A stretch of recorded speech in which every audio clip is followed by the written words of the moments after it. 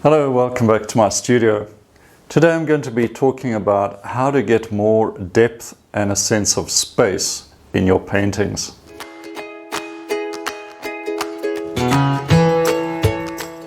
Now, one of the frequent questions I get is how to get that sort of three-dimensional sense of depth into a painting. Representational paintings are an illusion of a three-dimensional space. And there's ways that we use to create that illusion.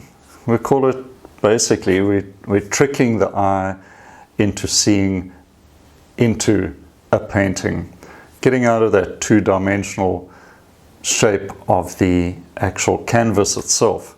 So there are a few tricks of the trade.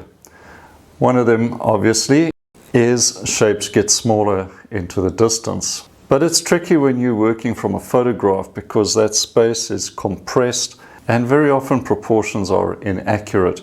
So you've got to be very careful and use a bit of experience and question the photograph. Is it giving a proper proportion to the shapes? But logically, a shape will appear smaller in the distance. So if you've got a big tree in the foreground and you've got a smaller tree behind it, that will help to contribute to the illusion of space. Also, overlapping shapes, one behind the other, also reducing in size, emphasizes that effect. Another good tip is to use natural lines in the landscape. A diminishing road, lines in a field, or plowed field, or different pastures, let's say, in a landscape, and those lines will sort of converge to the horizon.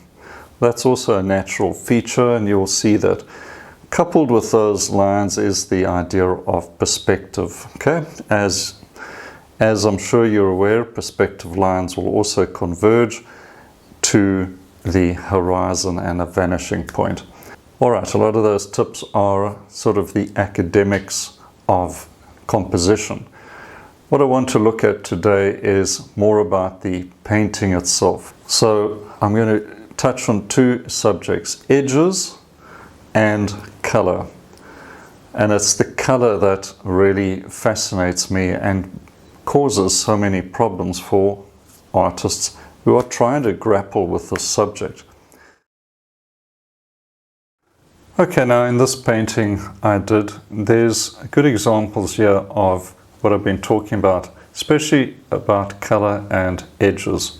So as you can see, the shapes in the foreground, these trees and bushes over here, have quite strong edges, right? Very distinct between the light and the dark, distinct edge that you can easily follow with the eye and will therefore get your attention, because our eye is drawn to light-dark contrast and also the sharp edges. Also in the foreground shadows here, there are more pronounced edges. The pole over here also getting the attention of your eye, taking your eye in, and also taking your eye to this light over here where there's a strong contrast. Right, so lights and darks, strong contrasts, strong edges. In the distance, the edges are very soft. Very little contrast between these different shapes. You just sort of perceive them and think about them as perhaps plowed fields receding into the distance.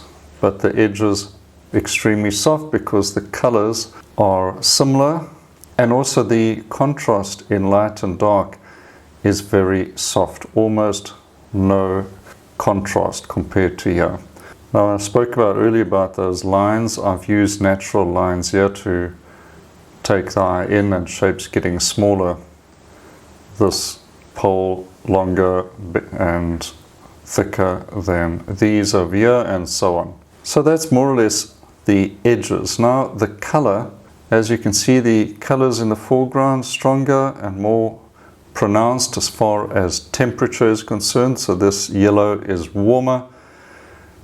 As I move away into the distance, the yellow gets cooler because I've brought in more white and a little touches of blue, and we're heading into yellow ochre, and then we're heading into pinkish colors and right into the mountains over here where there are cool pinks, cool violets, and we get a sense of depth as a result.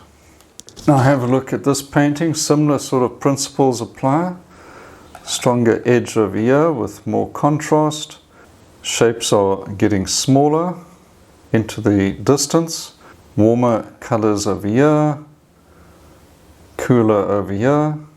Edges are getting softer and softer. Till over here it's practically disappearing into the atmosphere. Well, I hope that gave you some insight and some helpful ideas that you can use to create more depth using color and edges in your paintings. Obviously this is quite a substantial subject, and we can spend many hours practicing and learning about these different tricks. But just a few adaptations to your color mixing itself will make a big difference. You can find out a lot more about these techniques and putting them into practice by having a look at my course, Learn to Paint with Impact, and also the Painterly workshop would be very helpful for you as well. Until next time, happy painting!